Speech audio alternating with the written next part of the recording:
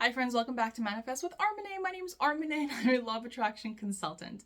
While I was making my last video, reading excerpts from 5 lessons, I really want to share another excerpt, and it's about 2.5 pages, so if you guys will bear with me, it is worth it. It will be helpful to you if you let it be.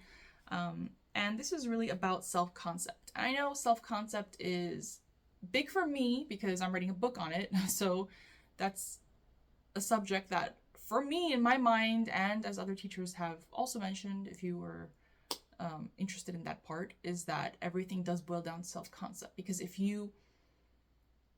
self-concept can be changed as a result of raising your vibration and entering states, or changing your self-concept affects your state. It's all intertwined. You can't have one without the other. There's no way that you can change your state without changing your self-concept. So I'm going to read a bit from lesson 4, which is no one to change but self.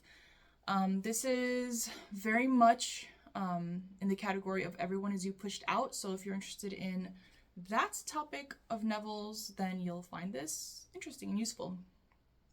So it says, my mystical experiences have convinced me that there is no way to bring about the perfection we seek other than by the transformation of ourselves. As soon as we succeed in transforming ourselves, the world will melt magically before our eyes and reshape itself in harmony with that which our transformation affirms.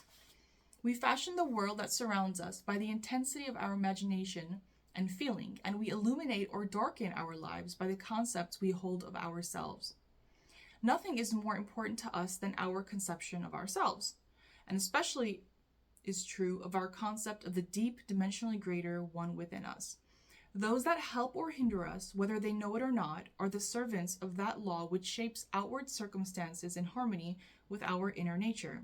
It is our conception of ourselves which frees or constrains us, though it may use material agencies to achieve its purpose. Because life molds the outer world to reflect the inner arrangement of our minds, there is no way of bringing about the outer perfection we seek other than by the transformation of ourselves. No help cometh from without. The hills to which we lift our eyes are those of an inner range. It is thus to our own consciousness that we must turn to as the only reality, the only foundation on which all phenomena can be explained. We can rely absolutely on the justice of this law to give us only that which is of the nature of ourselves. To attempt to change the world before we change our concept of ourselves is to struggle against the nature of things. There can be no outer change until there is first an inner change, as within, so without. I am not advocating philosophical indifference when I suggest that we should imagine ourselves as already that which we want to be, living in a mental atmosphere of greatness rather than using physical means and arguments to bring about the desired changes. Everything we do, unaccompanied by a change of consciousness, is but futile readjustment of surfaces. However we toil or struggle, we can receive no more than our concepts of self affirm. To protest against anything which happens to us is to protest against the law of our being and our rulership over our own destiny. The circumstances of my life are too closely related to my conception of myself not to have been formed by my own spirit from some dimensionally larger storehouse of my being. If there is pain to me in these happenings, I should look within myself for the cause, for I am moved here and there and made to live in a world in harmony with my concept of myself. If we would become as emotionally aroused over our ideals as we become over our dislikes, we would ascend to the plane of our ideal as easily as we now descend to the level of our hates. I'm going to repeat that. If we would become as emotionally aroused over our ideals as we become over our dislikes, we would ascend to the plane of our ideal as easily as we now descend to the level of our hates. So, there you have it. I think it speaks for itself. I don't really think I need to explain anything. If you have any questions, feel free to comment below. It's very clear. It's very simple. I understand why you would have questions though, because sometimes we hear so much information and a lot of it is, oh, this is the only thing that matters. That's the only thing that matters. I will probably never say this is the only thing that matters for any aspect of these teachings. But I will say for everyone, this is huge. This is a huge one. This is a huge one. And they're all intertwined. They're all woven together.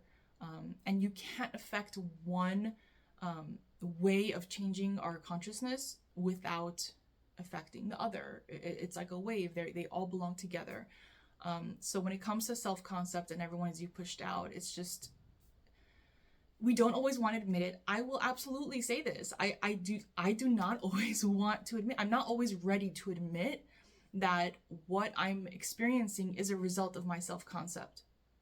And sometimes I am ready to admit it, but I beat myself up for it. You know, I will not be gentle on myself because I'll be frustrated that I haven't changed this specific concept, part of my self-concept. But it's part of the process. We move through that. As long as we have the end in mind, the end result that we want, that self-concept that we're reaching for, really just reaching for it already sets you in motion towards that. And it gets you out of this old man mindset and you start becoming the new man. So consider that in everything in your life that you are wanting to move forward in. You know, if you want something that is seemingly the opposite of what you're experiencing now in any subject in your life, consider your self-concept. You have to accept yourself as being great, you know, in that aspect.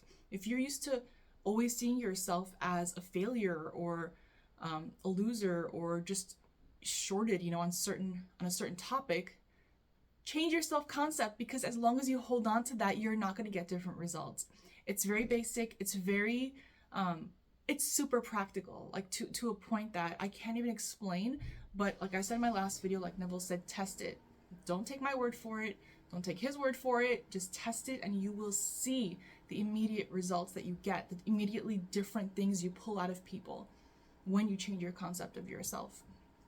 Okay, thank you guys. Thank you for watching. If you like this video, please click like. If you'd like to subscribe, please do so and click the bell for notifications. Bye.